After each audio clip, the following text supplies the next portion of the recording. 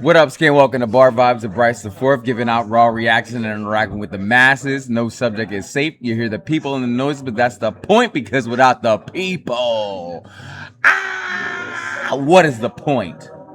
Embracing vibrations. Uh, you know, if you're a sports fan, you understand. You got to pick and choose where you start talking. Of course, we always start talking football, and of course, we always talking about them birds. Uh, I saw that Jalen Hurts threw a dot on a GoPro across the middle. Oh, he can't throw across the middle. Yeah, a dot through the middle of the defense, and he was hype as fuck. I, I've not seen Jalen be this locked in, but when I say locked in, I mean like his emotions are sky high when it comes to him being positive, and also locked in when he's like making sure that the young guys are on the same page that he is. It's very interesting, and I hope it continues throughout the year because if this is the Jalen Hurts that we're getting, we as in the Birds fans, it's going to be trouble for anybody in the league, especially the NFC. I know that they're talking about the Rams being great and the Vikings, what we'll get to that in a second, but the man's looking very happy. And that's just the bottom line because Stone Cold said so. Uar Bernard, the defensive tackle that the Eagles got from Nigeria in the program that we got Mailata from, started his first ever football game. Wasn't great, wasn't bad. He held his own on the line because he's strong as fuck, but he did miss some tackles. The tackle that he missed for the touchdown on the goal line, where he could have, if he was experienced, he would have shed that tackle. But again, first game ever, and I went to the game. I watched it with my own peepers. Beep beep. Shout out to Dre, my guy. Shout out to Drizzle. They won. The Ravens won preseason, and I'm not worried about people being like, "Well, you guys went 3-and-out, or you didn't convert on a third down for 6 straight times." I don't give a shit. They were running the Tecmo Super Bowl playbook, and if you don't know, buy yourself a Sega. Put the cartridge in. Make sure you, and then put it in. Pause, and then that playbook is run right, run left. There wasn't even any zone in there. I'm not concerned. We had backups on backups on backups, and when I talk about backups, Markel Bell at right tackle. Holy shit. When you get Lane Johnson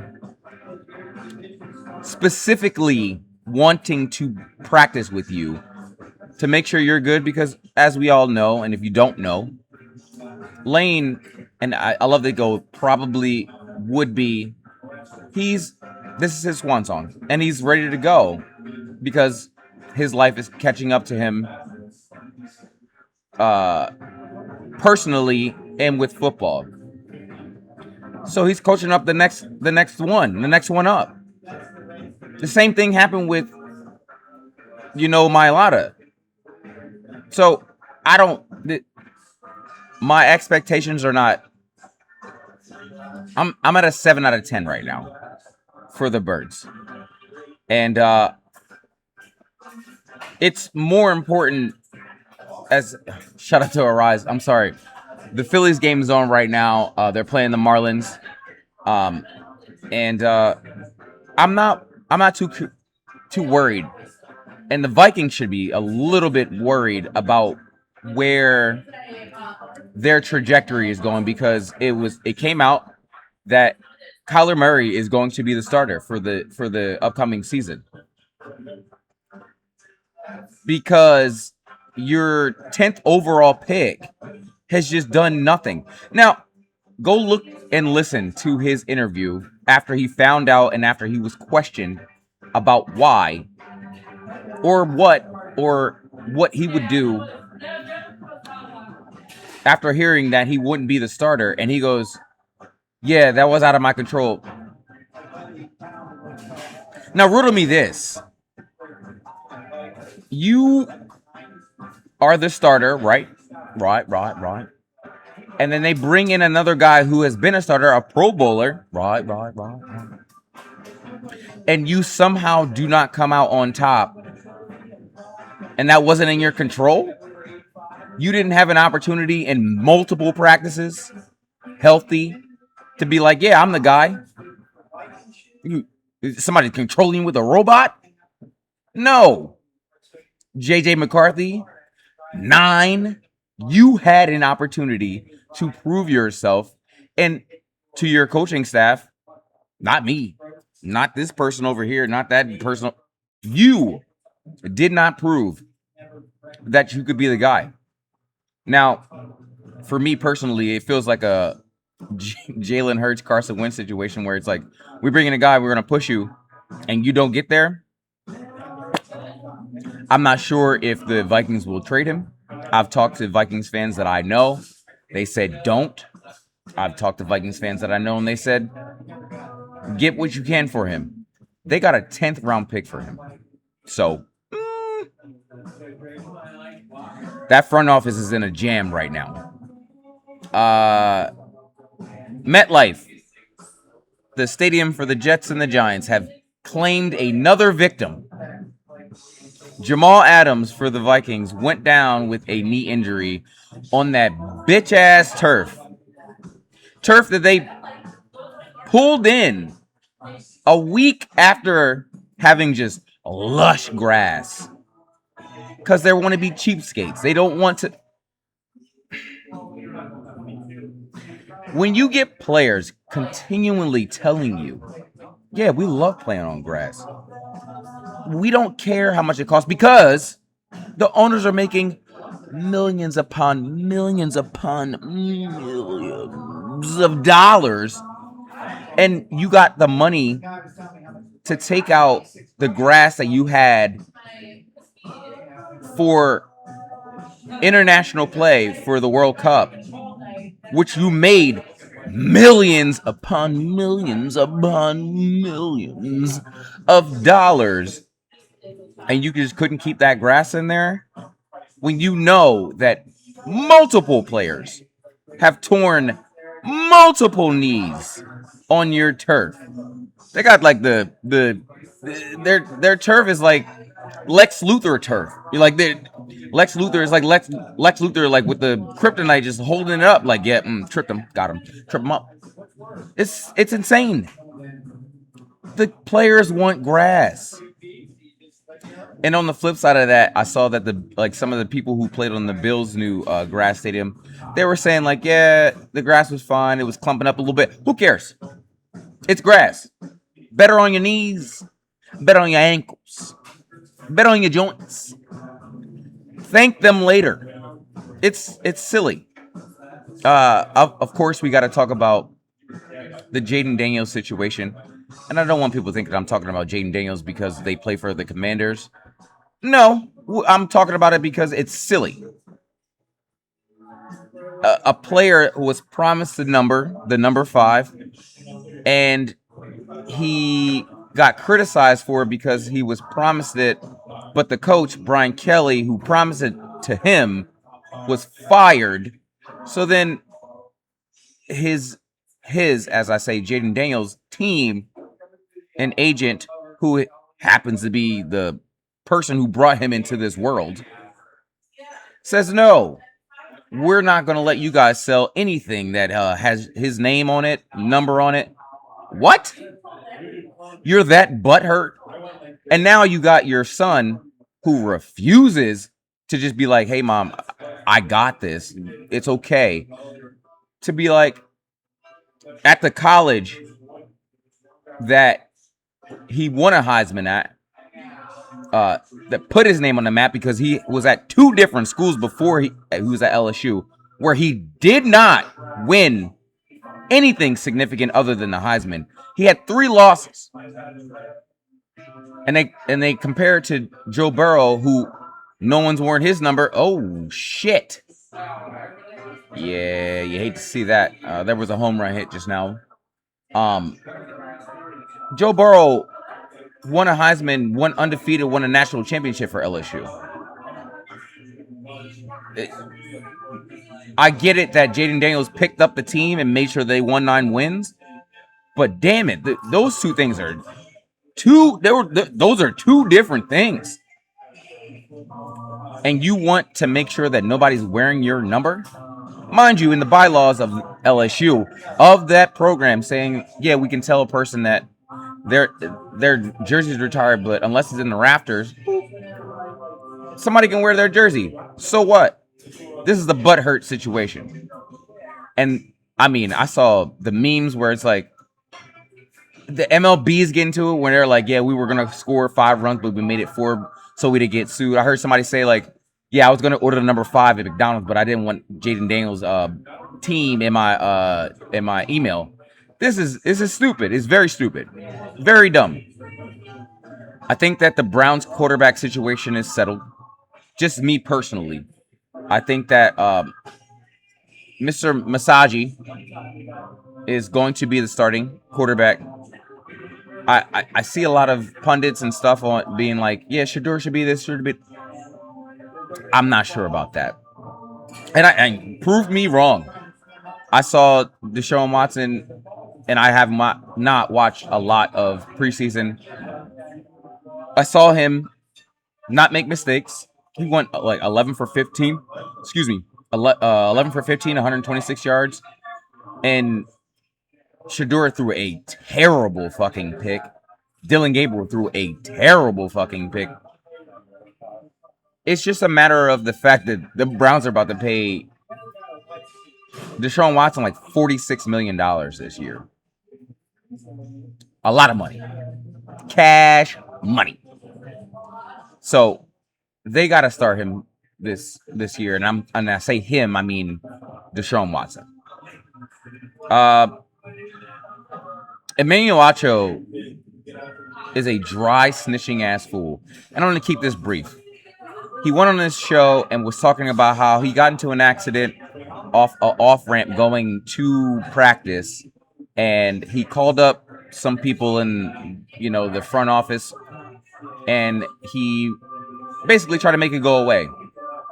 If you don't know, Emmanuel Acho played for 4 or 5 teams, and there's only 2 teams that have a stadium with an off ramp leading into the stadium. One being Go Birds. So why not just say who it is? Why not? This man's already been getting killed with the whole Shannon Sharpe, you got my channel, you're buying fucking views thing. I don't get that many views. I can't speak on that, but I've seen enough to know you might want to stop talking. That's neither here nor there. I heard that the Cowboys are worth 15 plus billion. Makes sense. Makes a lot of sense.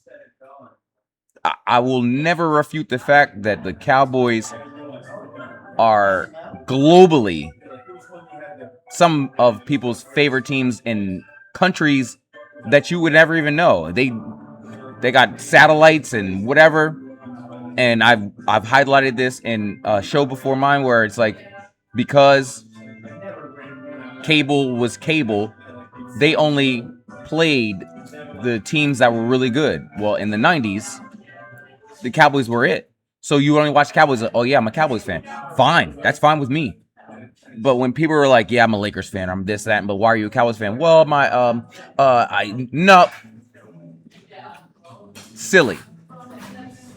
Which helps me transition to the fact that the Lakers sold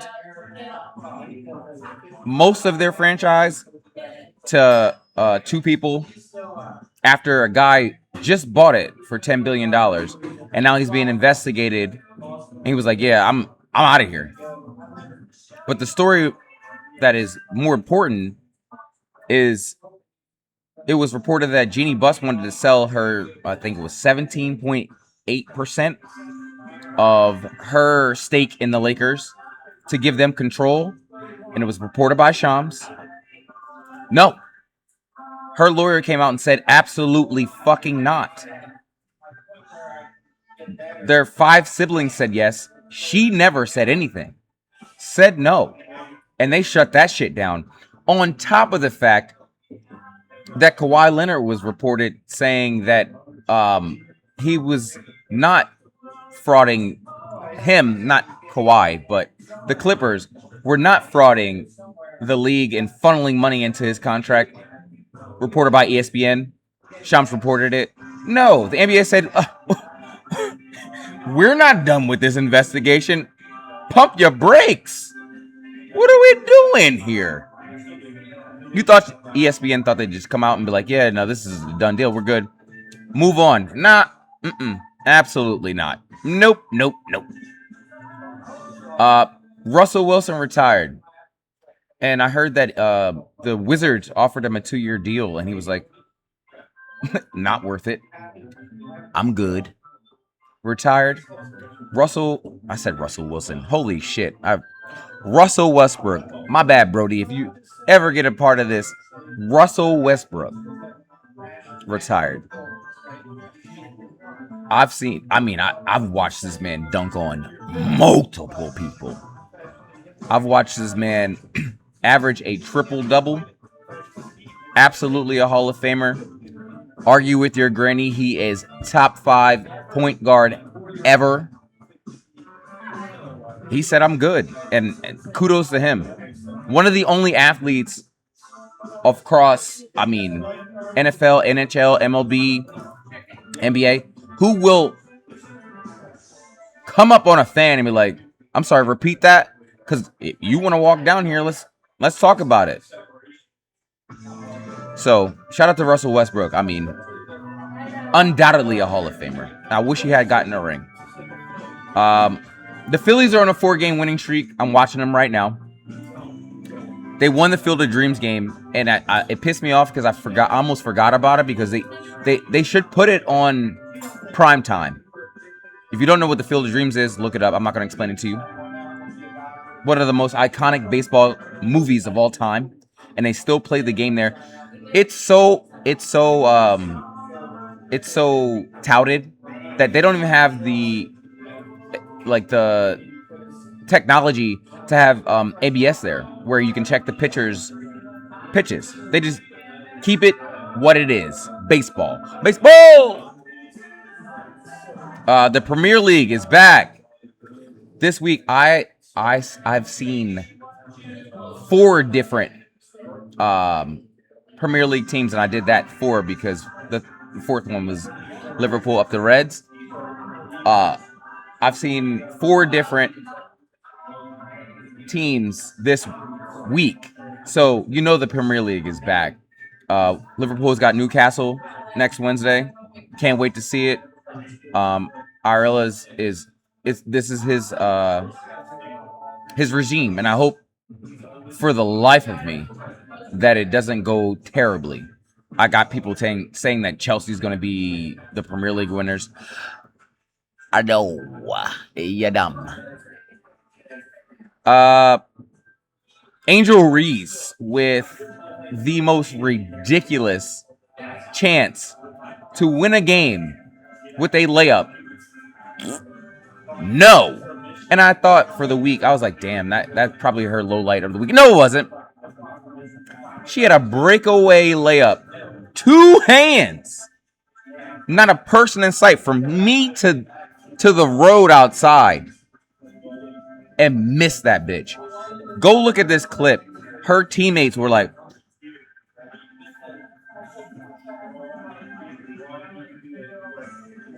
she's doing double-double stats a disservice. And I don't want. Sorry, let me reverse that. I don't care if people are like, oh, well, I don't give a fuck She's getting her own rebounds. I'm not even going to say it because she trademarked it. 15 and 14 means nothing to me when you are not scoring. When you are 38% from the rim. You're 6'4". It's terrible. My forgotten player of the week, and I'm doing this every week. Go Birds. You know I had to start with it. Jason Avant. When I watch Eagles highlights, which I do so often, and I see 81, it's easy to be like, oh, that's T.O. Nope. That was Jason Avant. Sure hands. Mister, you need me on third down? I got you. You need me to get you close to them sticks? Pause. I got you. Jason Avant was a absolute monster when it came to just giving me a catch when it needed the most. Especially during the end of Andy Reid's career and during the beginning of Chip Kelly's career. He's gonna get you a catch. He's never gonna drop it, and he's gonna play through them hits. Shout out to Jason Avant. Yeah, man. Big ups to the first day. Stay focused and be great. Take a sip. Shout out to this agua. My question is, do you go cereal first, then milk, or milk, then cereal? Some people will say the first is a psychotic. The other people will say the second is psychotic. R.I.P. to Hayden Panettiere. Big ups to James Street.